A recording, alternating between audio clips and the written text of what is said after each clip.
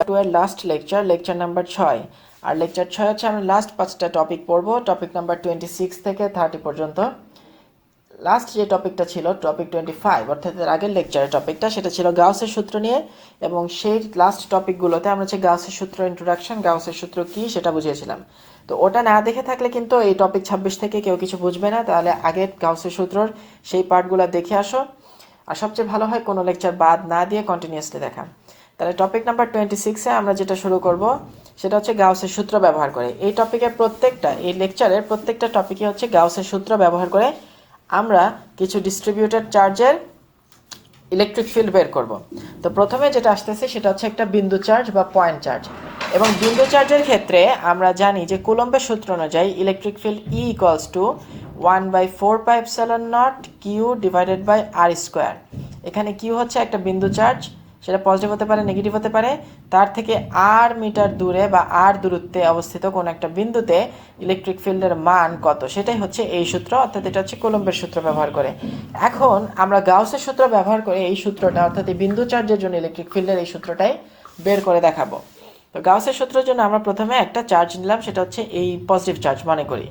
এখন এই positive charge থেকে ইলেকট্রিক ফিল্ডগুলো কিভাবে বের হয় সেটা তো আমরা অনুমান করতে পারবো। ইলেকট্রিক ফিল্ডগুলো বের হয় এভাবে, লম্বভাবে বডি থেকে বের হয়ে সব দিকে যায়, অর্থাৎ এটা একটা বৃত্তের মতো, বৃত্তের ব্যাসার্ধের মতো মনে হবে ইলেকট্রিক ফিল্ডের দাগগুলো। তো যদি আমরা ইলেকট্রিক ফিল্ডের কথা চিন্তা করি তাহলে কিন্তু আমরা এটা বলতে পারবো যে এই কেন্দ্র থেকে মনে করি আর মিটার দূরে, মনে করি কেন্দ্র থেকে, অর্থাৎ কেন্দ্র বলতে কি এখানে বিন্দু চার্জটা যেখানে আছে সেটা, সে বিন্দু চার্জ থেকে আর মিটার দূরে, অর্থাৎ এখানে সব দিকে আর মিটার দূরে আমরা কিন্তু একটা গোলক কল্পনা করতে পারি। আমরা একটা গোলক কল্পনা করতে পারি বা স্ফেয়ার কল্পনা করতে পারি, যে স্ফেয়ারের পৃষ্ঠতল হচ্ছে আমার চার্জ, পজিটিভ যে চার্জটা কেন্দ্রে রয়েছে তার থেকে আর মিটার দূরে বা আর একক দূরে অবস্থিত। তাহলে এই গোলকের সেই সারফেসের প্রত্যেকটা বিন্দু কিন্তু যেহেতু চার্জ থেকে সমান দূরে অবস্থিত, তাহলে আমরা এটা বলতে পারবো যে ইলেকট্রিক ফিল্ডের মান কিন্তু আসলে সেই প্রত্যেকটা বিন্দুতে সমান। এখন ইলেকট্রিক ফিল্ডের মান সমান, আমরা একটু বুঝে নিই। ইলেকট্রিক ফিল্ডের মান সমান, কিন্তু দিক কি সমান? না, দিক কিন্তু সমান না। তাহলে দিকের কিন্তু চেঞ্জ হচ্ছে। এখন আমরা এই বিন্দু চার্জটার চারপাশে একটা আবদ্ধ তল নিয়েছি। এই গোলকটা কিন্তু একটা আবদ্ধ তল। আবদ্ধ তল মানে কি, এই তলটা হচ্ছে বিন্দু চার্জটাকে সব দিক দিয়ে ঘেরাও করে ফেলেছে। এবং আমরা জানি গাউসের সূত্রে আমরা যে তলটা নিতে হবে সেই তলটা হবে একটা আবদ্ধ তল। এবং গাউসের সূত্রটা আমরা একটু লিখি। গাউসের সূত্রটা হচ্ছে ই ডট ডি এ। এই ডি এ হচ্ছে ক্ষুদ্র ক্ষুদ্র এরিয়া। এই ক্ষুদ্র এরিয়াটার ইন্টিগ্রেশন করে আমরা একটা বড় ক্ষেত্রফল তৈরি করব, যে বড় ক্ষেত্রফলটা হইতে হবে আবদ্ধ। এই জন্য আমরা এখানে এই গোল চিহ্নটা ইউজ করি, যে যেই তলটা আমরা নিয়েছি সেই তলটা যেই বিন্দু থেকে বা যেখান থেকে শুরু হবে শেষ পর্যন্ত মিশে যেন আবার এখানে ফেরত আসে, অর্থাৎ এটা একটা আবদ্ধ তল হবে। এবং আমরা জানি এই আবদ্ধ তলে ইলেকট্রিক ফিল্ডের ইন্টিগ্রেশন করলে ক্ষেত্রফলের সাথে আমরা কি পাই? আমরা পাই তাই সেই আবদ্ধ তলের ভিতরে অবস্থিত চার্জের পরিমাণ ডিভাইডেড বাই মাধ্যমের জন্য এপসাইলন নট। এখন এই যে গোলকটা, এই গোলকটার ইলেকট্রিক ফিল্ডটা কিন্তু আমরা যেই ক্ষেত্রফলটা নিয়েছি বা যে তলটা নিয়েছি সেই গোলকটা কিন্তু প্রত্যেকটা বিন্দুতে আমরা বুঝতে পারতেছি যে ইলেকট্রিক ফিল্ডের মানটা আসলে সমান হবে, একই হবে। কিন্তু ইলেকট্রিক ফিল্ডের দিক বলে একটা কথা আছে। তো আমরা এই দিকের ব্যাপারটা কিভাবে ম্যানেজ করব? আমরা এই গোলকটার কথা চিন্তা করি। এই গোলকটার পৃষ্ঠতল থেকে যদি আমরা এই সারফেস ডিএ অর্থাৎ ক্ষুদ্র সারফেস এলিমেন্টের ডিরেকশনটা বোঝার চেষ্টা করি। এই গোলকের এই বিন্দুতে এই তলের দিক কোন দিকে হবে? এখানে একটা স্পর্শক টানলে এই দিকটা হবে তলের দিক। তাহলে আমরা কিন্তু খেয়াল করতে পারি যে তলের দিক আর ইলেকট্রিক ফিল্ডের দিক আসলে একই দিকে, অর্থাৎ ই ডট ডিএ এটা কি হবে? E into dA into cos 0 degree, cos 0 মানে 1, ই ইন্টু ডিএ হবে। তাহলে আবার একইভাবে এই বিন্দুতে যদি খেয়াল করি, এখানে স্পর্শক টান দিলাম এবং লম্ব হবে এই দিকে, তাহলে এখানেও কিন্তু লম্বর সাথে ইলেকট্রিক ফিল্ডের মধ্যবর্তী অ্যাঙ্গেলের মান 0 ডিগ্রি আসতেছে। তাহলে কিন্তু আমরা যে কোনো দিকে যেই দিকেই চিন্তা করি না কেন সব দিকে কিন্তু আমরা দেখতেছি যে ইলেকট্রিক ফিল্ড আসলে কি তলের সাথে 0 ডিগ্রিতে আছে। তল বলতে তল ভেক্টরের সাথে 0 ডিগ্রিতে আছে, তলের সাথে কিন্তু 90 ডিগ্রি। এই যে দেখো, তলের সাথে কিন্তু 90 ডিগ্রি। তাহলে কিন্তু আমরা সব দিকেই দেখতে পারতেছি যে ইলেকট্রিক ফিল্ড আর তল ভেক্টর পরস্পর 0 ডিগ্রি, অর্থাৎ এখানে cos 0 হবে। এবং ইলেকট্রিক ফিল্ডের মান কিন্তু আমরা অনুমান করতে পারতেছি, যেহেতু কেন্দ্র থেকে সমান দূরে অবস্থিত তাই প্রত্যেকটা বিন্দুতে মান সমান। তাহলে ই কিন্তু ডিএ যেহেতু আমার অ্যাঙ্গেলটা কত, অ্যাঙ্গেলটা হচ্ছে 0 ডিগ্রি, তাই আমি ইটাকে ডট করে cos 0 মানে 1 বসায় দিলাম। আর ই যেহেতু মান সমান, তাহলে ই ধ্রুবক হিসেবে আমি বাইরে নিয়ে আসি। তাহলে আমি এখন ডি এর ইন্টিগ্রেশন করব। এবং ডি এর ইন্টিগ্রেশন কী জিনিস, ডি এ হচ্ছে এই ক্ষেত্রটা, এই গোলকটা, এই গোলকের পুরো ক্ষেত্রটা নিলে আমরা কি পাবো, গোলকের পৃষ্ঠতল পাবো। এখন এই গোলকের পৃষ্ঠতল যদি আমরা পাই, এই গোলকের পৃষ্ঠতল যদি আমরা পাই বা এই গোল বলটা যদি পাই, সেটার ক্ষেত্রফল কত, সেটার ক্ষেত্রফল টোটালটা হচ্ছে 4πr²। এটা হচ্ছে গোলকের ক্ষেত্রফল, এটা কিন্তু আমরা জানি। আচ্ছা, আমরা এই সূত্রটা বের করে নিই, কিছু কথা বলবো একটু পরে। তাহলে এখন আমি কি করতে পারি, এখন আমি লিখতে পারি =1/4πr² into q divided by epsilon naught. তাহলে কিন্তু এইটা আমার সূত্রটা চলে আসছে, কোলম্বের সূত্রটা চলে আসছে বিন্দু চার্জের জন্য। এটাকে একটু সাজায় লিখলে এভাবে লেখা যায় 1/4πε0 কিউ ডিভাইডেড বাই r²। তাহলে এখানে বিন্দু চার্জের জন্য আমরা ইলেকট্রিক ফিল্ডের মান বের করে ফেললাম গাউসের সূত্র দিয়ে। গাউসের সূত্রের ক্ষেত্রে আমি দুইটা স্টেপের কথা বলি।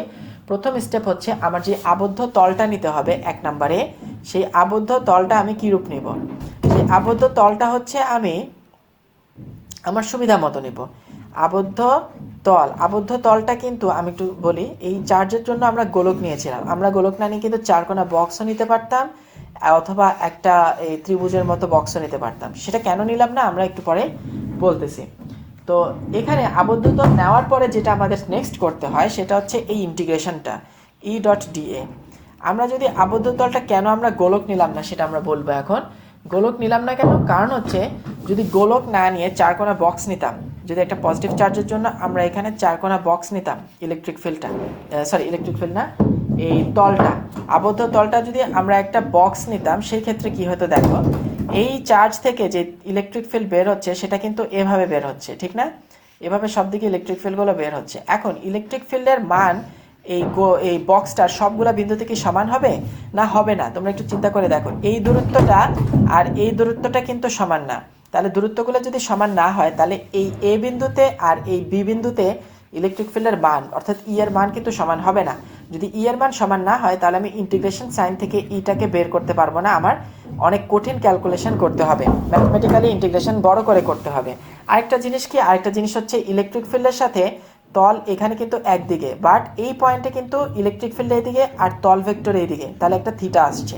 আবার এইখানে ইলেকট্রিক ফিল্ড এইদিকে, তল ভেক্টর এইদিকে, তাহলে এখানে থিটাটা নেগেটিভ আসছে। তার মানে যে প্রত্যেকটা বিন্দুতে, এক একটা বিন্দুতে কিন্তু ইলেকট্রিক ফিল্ডের সাথে থিটার মান ভিন্ন ভিন্ন আসতেছে। এই থিটার মান যখন ভিন্ন ভিন্ন হবে, আমি ইন্টিগ্রেশনের ভিতর থেকে কিন্তু E.dA মানে E.dA ইন্টু কস থিটা, এই কস থিটারও একটা কোনো নির্দিষ্ট মান পাচ্ছি না, আবার ই এরও একটা নির্দিষ্ট মান পাচ্ছি না। তাই ই আর কস থিটা একটাও আমি ইন্টিগ্রেশন সাইনের বাহিরে আনতে পারবো না। অর্থাৎ ই আর কস থিটা ভিতরে রেখে আমার কঠিন করে ইন্টিগ্রেশন করতে হবে, যেখানে ক্যালকুলেশন অনেক ঝামেলাপূর্ণ হবে। তো গাউসের সূত্রটা যেহেতু আমাকে একটা সুযোগ দিচ্ছে যে আমি আবদ্ধ তলটা তৈরি করতে পারবো, কিন্তু কোনো বাধা নিষেধ নেই যে আবদ্ধ তলটা কি গোলক হবে না বৃত্ত হবে, নাকি চারকোনা বক্স হবে, নাকি ঘনক হবে না আয়তক্ষেত্র, মানে কি হবে এরকম না, বাধ্যবাধকতা নেই দেখে আমি আমার সুবিধা মতো একটা আবদ্ধ তল নিতে পারবো। এবং আবদ্ধ তলটা এমনভাবে নেওয়ার চেষ্টা করব যেন ই এর মানটা সেম আসে আর কস থিটার একটা নির্দিষ্ট মান আসে, যাতে কিনা আমি কি করতে পারি, কস থিটার ইটাকে সরায় সুন্দর একটা ইন্টিগ্রেশন কমপ্লিট করে ফেলতে পারি। সো এই জিনিসটা আমাদের মাথায় রাখতে হবে গাউসের সূত্র ইউজ করার সময়। এখন প্রথম বিন্দু চার্জেরটা গেলে এবার আমরা গোলাকার পরিবাহীটা দেখব। গোলাকার পরিবাহীটা কীরকম, একটা গোলক নিলাম, গোলকের পৃষ্ঠে কিছু চার্জ থাকবে, কারণ চার্জ দিলে কেন্দ্রে কোনো মানে এটা তো ফাঁপা গোলক মনে করি, বা ফাঁপা গোলক না হলেও কিন্তু ভিতরে কোনো চার্জ থাকে না। চার্জগুলো কোথায় চলে আসে, চার্জগুলো চলে আসে সারফেসে। তো সারফেসে যদি চার্জগুলো চলে আসে, তাহলে কি পাবো আমরা পাবো যে ইলেকট্রিক ফিল্ড কীভাবে বের হচ্ছে সেটা অনুমান করতে পারবো। সেটা আমরা আগে থেকেই জানি যে ইলেকট্রিক ফিল্ডগুলো এভাবে বের হবে। তাহলে এই ইলেকট্রিক ফিল্ডগুলো কিন্তু বিন্দু চার্জের মতো। সো বিন্দু চার্জের মতো যদি আমি বলি, আমি কিন্তু এখানে প্রথমে একটা তল কল্পনা করি, এই তলটা A1টা হচ্ছে R1 দূরত্বে। তাহলে A1-এর জন্য যদি আমি একইভাবে A1-এর জন্য যদি আমি ইলেকট্রিক ফিল্ডটা বের করার চেষ্টা করি, তাহলে কি হবে দেখি। এখানে কি হবে, এখানে হবে E.dA integration equals to q হচ্ছে ভিতরে total charge divided by epsilon naught. এখন এখানে ই আর ডি এর মধ্যবর্তী অ্যাঙ্গেলও কিন্তু সেম আগের মতো 0 ডিগ্রি, আর ইটার মান সব জায়গায় সমান দেখে ই বাইরে নিয়ে আসবো, ইন্টিগ্রেশন করব DA, যেটা কিনা আবার ক্ষেত্রফল আসবে গোলকের পৃষ্ঠতলের। যেহেতু এটা R1 দূরত্বে আমরা ধরে নিলাম, তাই এটার ক্ষেত্রফলটা আমরা মনে করি 4πr1² = q/ε0। তাহলে এটা সুন্দর বিন্দু চার্জের মতো রেজাল্ট চলে আসলো, ওটার মতোই চলে আসবে। কিন্তু দেখো =1/4πε0 একসাথে লিখি, আর আরটাকে লিখি কিউ এর নিচে r1²। তাহলে r2 দূরত্ব থাকলে r2²। এখন কথা হচ্ছে গোলকের ভিতরে কি হয়। আমরা অলরেডি আগে লেকচারগুলোতে দেখেছি যে গোলকের ভিতরে থাকলে ইলেকট্রিক ফিল্ডের মান 0 আসে। আমরা একটু চিন্তা করে দেখি তো, যদি আমি ভিতরের এই তলটার কথা চিন্তা করি, এই তলের নাম দিলাম এ, তাহলে E.dA আছে, এই ইন্টিগ্রেশনটা পুরোটা কমপ্লিট করলে q/ε0। এখন কথা হচ্ছে এই গোলকটার ভিতরে আবদ্ধ জায়গায় কি কোনো চার্জ আছে? এখানে কোনো চার্জ আছে? এই ভিতরে কোনো চার্জ নাই। তো ভিতরে কোনো চার্জ নাই দেখে এখানে হবে 0, আর এখানে E.dA তে হবে E × 4πr²। এই 4πr² যদি ওই পাশে পাঠিয়ে দিই, E এর মান আসতেছে 0। অর্থাৎ ভিতরে যেহেতু কোনো আবদ্ধ চার্জ নেই, তাই খুব সুন্দর রেজাল্ট চলে আসতেছে যে ইলেকট্রিক ফিল্ডের মান 0। যে কিনা আমরা আগেরবার অনেক কঠিন করে ইন্টিগ্রেশন বা অন্যান্য জিনিস বলেছিলাম যে উল্লেখ করতে হবে, ভেক্টর ব্যবহার করে বিভিন্নভাবে চিন্তা করে তারপর করেছিলাম, যেটা এখানে খুব সহজ হয়ে গেল। যেহেতু গোলকের ভিতরে আবদ্ধ গোলকটার ভিতরে কোনো আবদ্ধ ক্ষেত্রফলের ভিতরে কোনো চার্জ নেই, তাই সেখানে কোনো সোর্স নেই। এর মানে কি? এর মানে হচ্ছে সেখানে ইলেকট্রিক ফিল্ড যতটুকু বের হবে ঠিক ততটুকু ইলেকট্রিক ফিল্ড অবশ্যই অন্য কোনো দিক দিয়ে প্রবেশ করবে, এরকম হবে। অথবা সেখানে কোনো ইলেকট্রিক ফিল্ড বেরও হয় নাই, প্রবেশও হয় না, অর্থাৎ টোটাল ইলেকট্রিক ফিল্ডটার মানই 0। এটাই হচ্ছে গিয়ে গাউসের সূত্র ব্যবহার করে খুব সহজে বের করে ফেলা। এখন গোলাকার পরিবাহীটা তাহলে যদি হয়, আমরা এখন আরও দুটা দেখব। প্রথমটা হচ্ছে দণ্ড চার্জ, দণ্ড আধান। তো এটা হচ্ছে একটা সমান্তরাল একটা তারের কথা চিন্তা করি, যে একটা তার অনেক লম্বা তার থাকে। সাধারণত বৈদ্যুতিক তার খুঁটি থেকে আরেক খুঁটি পর্যন্ত অনেক লম্বা হয়, এবং এই তার প্রস্থচ্ছেদের তুলনায় তারের দৈর্ঘ্য অনেক বড় হয়। সেক্ষেত্রে আমরা তারটাকে আমরা আসলে করব কি, আমরা একটা অসীম তারের কথা চিন্তা করব, এবং অসীম তারের কথা চিন্তা করে অসীম তারের ইলেকট্রিক ফিল্ড বের করব। এবং সেটাকে আমরা বলতে পারো যে বাস্তবের তার তো আসলে অসীম হয় না, 1 কিলোমিটার 2 কিলোমিটার বা 100 মিটার 150 মিটার বিভিন্ন দৈর্ঘ্যের হতে পারে। সেই তারগুলোর ক্ষেত্রে আমরা বলবো যে যেহেতু তারগুলোর দৈর্ঘ্য অনেক বড় এবং প্রস্থচ্ছেদের ক্ষেত্রফল অনেক ছোট, সেই অনুযায়ী আমরা তারটাকে প্রায় অসীম তারের সাথে তুলনা করতে পারি। এবং আমাদের টার্গেট হচ্ছে এই তারের নিকট কোনো বিন্দুতে, তার থেকে নিকট আর দূরত্বের এই বিন্দুটার নাম দিই এ, অথবা এই দিকে আর দূরত্বে এই বিন্দুটার নাম বি। এই এ আর বি এই ধরনের বিন্দুগুলোতে ইলেকট্রিক ফিল্ডের মান বের করাটা আমাদের টার্গেট। এখন তাহলে আমরা সেই লক্ষ্য নিয়ে শুরু করি গাউসের সূত্র ব্যবহার করা। তো প্রথমে আমি একটা দণ্ড চার্জ নেই। তো প্রথমে আমি যদি একটা দণ্ড চার্জ নেই, একটা দণ্ড চার্জের কথা চিন্তা করি যে এটা হচ্ছে এরকম, এবং সেখানে কিছু প্লাস চার্জ আছে। তো প্লাস চার্জ থাকলে ইলেকট্রিক ফিল্ডগুলো কেমন হবে? যদি এই দণ্ড চার্জটা অসীম না হয়, সেক্ষেত্রে ইলেকট্রিক ফিল্ডগুলো কিন্তু এরকম হবে, মাঝখানেরটা সোজা, বাট বাকিগুলো কিন্তু একটু বাঁকা বাঁকা, ঠিক কিনা? এরকম বাঁকা বাঁকা এরকম হবে। সো বাকি ইলেকট্রিক ফিল্ডগুলো এরকম ধরনের হবে। বাট আমরা যদি মনে করি যে এই তারটা আসলে অসীম পর্যন্ত বিস্তৃত, সেই ক্ষেত্রে ইলেকট্রিক ফিল্ডগুলো কেমন হবে? সেই ক্ষেত্রে ইলেকট্রিক ফিল্ডগুলো তোমরা যদি একটু ঠান্ডা মাথায় চিন্তা করো, ইলেকট্রিক ফিল্ডগুলো কিন্তু অনেকটা এরকম হবে, ঠিক না? তোমরা ইলেকট্রিক ফিল্ডকে আলোর সাথে তুলনা করতে পারো। মনে করো এটা একটা টিউবলাইট, একটা টিউবলাইট থেকে আলো কিভাবে বের হয়, একটা বাতি থেকে লাইট কিভাবে বের হয়, এভাবে, ঠিক না? বাতিটা যদি একটু লম্বা হয়, সেক্ষেত্রে লাইট কিভাবে বের হবে? অনেকটা এভাবে। এখন টিউবলাইটের ক্ষেত্রে লাইটটা এভাবে হবে, আর যদি তার টিউবলাইটটা অসীম দৈর্ঘ্যের হয়, সেক্ষেত্রে সবসময় লাইট আসলে সরলরৈখিকভাবে এভাবে বের হবে। এখন আমরা এটার চারপাশে একটা আবদ্ধ ক্ষেত্রফল নেব। যেহেতু এই লাইটটা সিলিন্ডার আকৃতির মতো, লাইটের এখান থেকে সিলিন্ডারের মতো সব দিকে ইলেকট্রিক ফিল্ড বের হচ্ছে, এই দিকে, তারপরে এই দিকে, এভাবে সব দিকে ইলেকট্রিক ফিল্ড বের হচ্ছে কিন্তু, ঠিক না? সো এটা কিন্তু অনেকটা সিলিন্ডারের মতো বা বেলন আকৃতি বলা যায় যেটাকে। তো যেহেতু এরকম করে ইলেকট্রিক ফিল্ডগুলো বের হচ্ছে, তাহলে আমরা এটার চারপাশে গোলক নিব না, বক্সও নিব না, আমরা এটার চারপাশে একটা সিলিন্ডারের আকৃতির এরকম আবদ্ধ ক্ষেত্রফল নেবে। এখন এই সিলিন্ডার আকৃতির আবদ্ধ ক্ষেত্রফলে তিনটা তল চিন্তা করে, একটা হচ্ছে উপরের তল A1, একটা নিচের তল A2, এই যে A2 আর A1। একটু যদি চিন্তা করে দেখো, A1 আর A2 দিয়ে কোনো ইলেকট্রিক ফিল্ড বের হয় না, তাহলে A1 এর দিক কোন দিকে? A1 তলের দিক হচ্ছে উপরের দিকে, A2 তলের দিক হচ্ছে নিচের দিকে। A1 আর A2 বরাবর যেহেতু ইলেকট্রিক ফিল্ডগুলো হরাইজন্টালি বের হচ্ছে, তাহলে এদের সাথে ইলেকট্রিক ফিল্ডের অ্যাঙ্গেল কত ডিগ্রি? 90 ডিগ্রি। তাহলে A1 আর A2-র জন্য আমাদের টোটাল ইলেকট্রিক ফিল্ডের সাথে অ্যাঙ্গেল 90 ডিগ্রি। আমরা আচ্ছা আরেকটা জিনিস দেখে নিই, আরেকটা তল হচ্ছে এই তলটা, এই বক্রতলটা, এটাকে নাম দিলাম A3। A3-র সাথে কিন্তু ইলেকট্রিক ফিল্ড অলওয়েজ লম্বভাবে বের হচ্ছে। দেখো A3-র সাথে ইলেকট্রিক ফিল্ড অলওয়েজ লম্বভাবে বের হচ্ছে দেখে তলের সাথে, তল ভেক্টরের সাথে হবে 0 ডিগ্রি, ঠিক না? তল ভেক্টরের সাথে 0 ডিগ্রি, যেদিকেই হোক না কেন, যেমন যদি এই দিকেও হয়, এটা কিন্তু তল ভেক্টরের সাথে হবে 0 ডিগ্রি। তাহলে এখানে আমরা দেখতে পাচ্ছি যে সিলিন্ডারের তিনটা তল A1 A2 A3 আমরা তিনটা তলে আলাদা করে তারপর গাউসের সূত্রটা অ্যাপ্লাই করি। তা গাউসের সূত্র হবে কি integration E dot dA equals to q by epsilon naught. এখন এই চার্জের এখানে কিউ কতটুকু চার্জ আছে সেটা আমরা একটু পরে দেখতেছি। তাহলে কিউতে যাওয়ার আগে আমরা একটু চিন্তা করি যে E ডট dA তে এই dA ইন্টিগ্রেট করলে ক্ষেত্রফল হবে তিনটা A1 A2 আর A3 তিনটা ক্ষেত্রফল, এবং এই তিনটার সাথে ডট গুণফল যাবে কিন্তু। আর ডট গুণফলের সময় কিন্তু অ্যাঙ্গেলটা ভিন্ন হবে, যেমন A1 এর সাথে অ্যাঙ্গেল হবে 90 ডিগ্রি, তাহলে এখানে cos 90 মানে 0, আর A3 সাথেও হবে 90 ডিগ্রি, সেটাও হবে 0, এই যে 90 ডিগ্রি। বাট এই A2 সাথে যেটা মাঝখানে আছে A3 না সরি এটা A2 এটা A3 অর্থাৎ এই যে এই বক্রতল, যেটা বক্রতলের সাথে হচ্ছে গিয়ে আমি ধরলাম কত, বক্রতলের সাথে হচ্ছে এটা 0 ডিগ্রি, তাহলে এটা cos 0 মানে 1 এটা থাকবে, তাহলে E ইন্টু এই বক্রতলটা থাকবে equals to q by epsilon naught. এই টোটাল সিলিন্ডারের ভিতরে কতটুকু চার্জ আছে।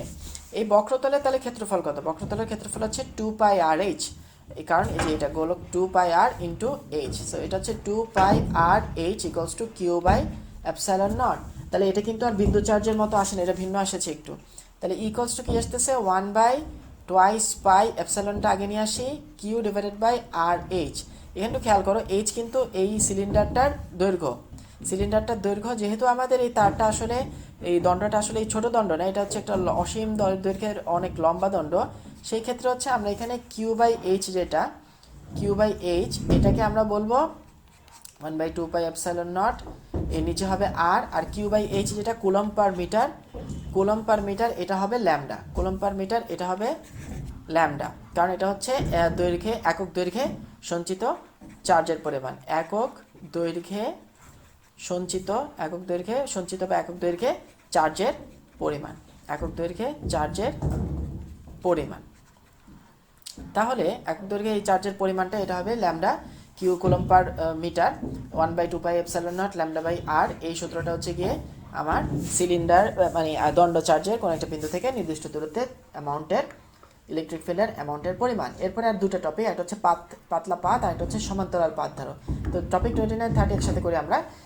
তো দুইটা টপিক কেন এখানে, পাতলা পাতের ক্ষেত্রে হচ্ছে আমরা একটা পাতের কথা চিন্তা করব, আর যেখানে কিছু চার্জ থাকতে পারে পাতলা চার্জ শিটে কিছু পজিটিভ চার্জ আমরা লিখে দিই এখানে। আর সমান্তরাল পাতের ক্ষেত্রে দুইটা পাত থাকবে, একটা বাম পাশের পাত একটা ডান পাশের পাত, তাহলে এখানে কিছু প্লাস চার্জ থাকলো তো এখানে কিছু মাইনাস চার্জ থাকলো। এখন আমরা দেখি প্রথমে এক পাতের ক্ষেত্রে কি হয়। এক পাতের ক্ষেত্রে আমরা হচ্ছে এখানে একটা তল কল্পনা করি, আমরা এখানে একটা ছিদ্র হিসেবে একটা সিলিন্ডারের মতো ছিদ্র করি। এখন এই ছিদ্রটা করলে কিন্তু তল এই পাশেও হবে তল ওই পাশেও হবে, তাহলে এখানে এই পাশে A1 আর ওই পাশে A2 দুইটা তল। এবার একটু খেয়াল করি যে এখান থেকে চার্জ যখন বের হচ্ছে, চার্জ কোন দিকে বের হচ্ছে, চার্জের কারণে ইলেকট্রিক ফিল্ড কোন দিকে বের হবে। আমরা পাতলা পাটটার কথা চিন্তা করি, এটা পজিটিভ চার্জ, তো ইলেকট্রিক ফিল্ড এই দিকে যাবে আবার এই দিকেও যাবে, এদিকে যাবে এদিকে যাবে এদিকে যাবে এদিকে যাবে, কিন্তু এই পাতটা হয়তো অনেক বড় অসীম পাত, নইলে কিন্তু ইলেকট্রিক ফিল্ডগুলো এরকম লম্বভাবে বের হবে না। কীরকমভাবে বের হবে, যদি এটা একটা সসীম পাত হয় সেই ক্ষেত্রে একদম সেন্টার পয়েন্ট দিয়ে এরকম উপরের দিকে যাবে, আর পাশেরগুলো একটু এরকম বাঁকানো বাঁকানো হবে ইলেকট্রিক ফিল্ডগুলো, ঠিক না, সেম ওই দণ্ড তারটার মতো। তো এটা যদি অসীম দৈর্ঘ্যের হয়, একটা বড় পাত হয় এবং পাতলা পাত, সেই ক্ষেত্রে আমরা এটাকে অসীম দৈর্ঘ্যে ধরতে পারি, এবং এই পাতের খুব নিকটতম বিন্দুগুলোতে খুব নিকট বিন্দুগুলোতে আমরা ইলেকট্রিক ফিল্ডকে প্রায় লম্বভাবে বের হয়েছে বলে অনুমান করতে পারবো, ধরে নিতে পারবো আর কি, প্রায় লম্বভাবে বের হয়েছে। তো ইলেকট্রিক ফিল্ডগুলো প্রায় লম্বভাবে বের হয়েছে বলে ধরে নিতে পারলে, ইলেকট্রিক ফিল্ডগুলো যখন এভাবে লম্বভাবে বের হবে সেই ক্ষেত্রে যদি আমরা এভাবে ধরে নিই যে ইলেকট্রিক ফিল্ডগুলো প্রায় লম্বভাবে বের হয়েছে, তো সেই ক্ষেত্রে হচ্ছে আমরা এখানে এই তলটা নিলাম উপরে একটা এভাবে, আর নিচে এখানে আরেকটা তল নিলাম।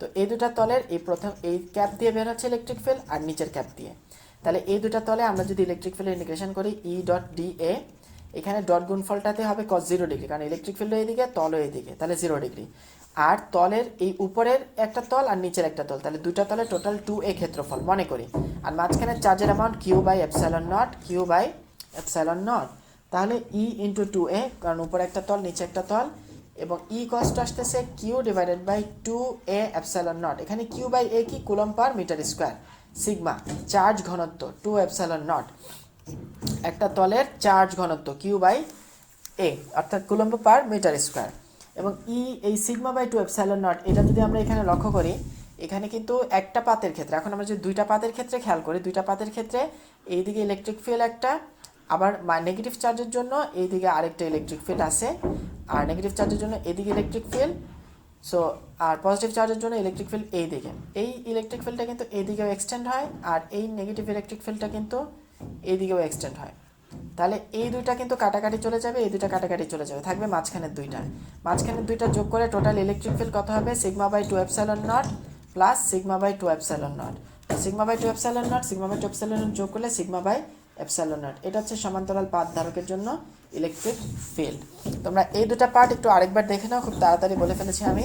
একটা হচ্ছে একটা পাত, আর একটা হচ্ছে দুই পাশে দুইটা পাত থাকলে। তো এখানে হচ্ছে গাউসের সূত্র শেষ, আর আমরা বাকি সব ব্যাখ্যা হচ্ছে লাইভ ক্লাসে দিব, অথবা পরের ভিডিওগুলো তোমরা একটু খুঁজে দেখে নাও, সেখানে পেয়ে যাবে।